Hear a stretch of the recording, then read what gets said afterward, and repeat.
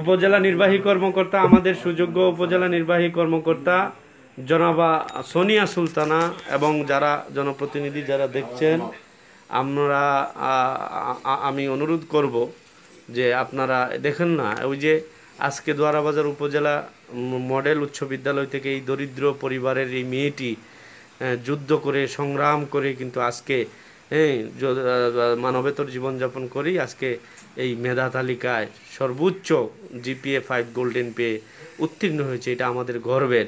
এই লোকটিকে বাঁচিয়ে রাখা আপনার আমার সকলের সহযোগিতা, পাশে দাঁড়ানো উচিত।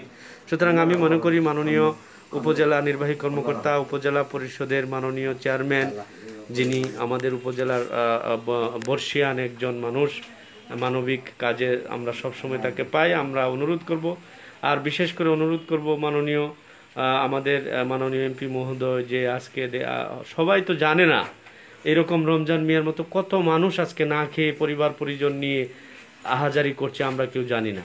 আজকে আমরা যদি আজকে এই বিষয়টা না জানতাম, আমরা হয়তো জানতাম না, কিন্তু সেই কান্নার রোল কিন্তু রমজান মিয়ার গড়েই থেকে যেত।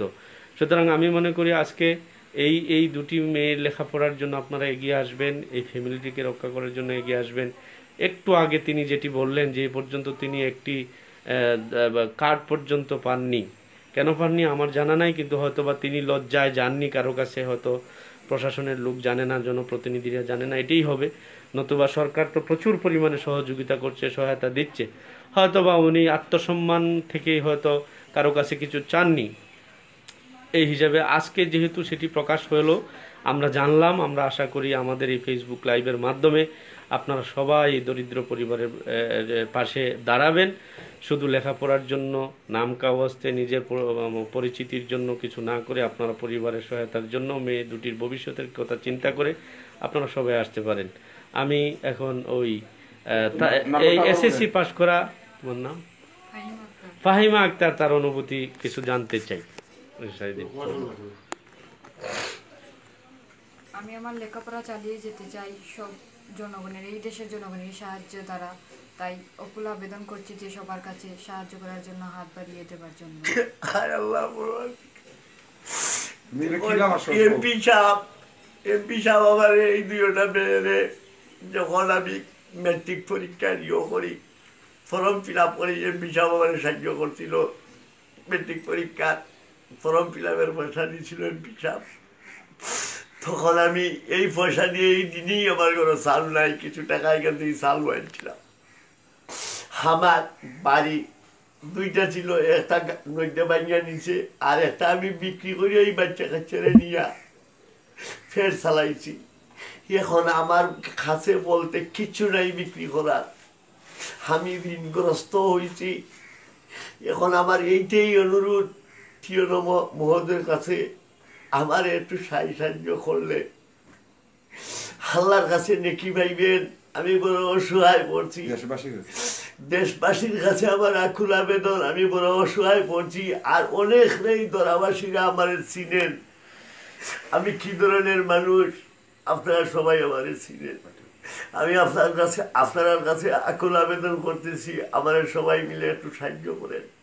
প্রশাসনের কাছেও করতেছি। আমাকে সরকারি এমপি সাহেব একবার আমার চাল দিছিল, আর থানা থেকে একবার চাল দিছিল, এই আমি পাইছি।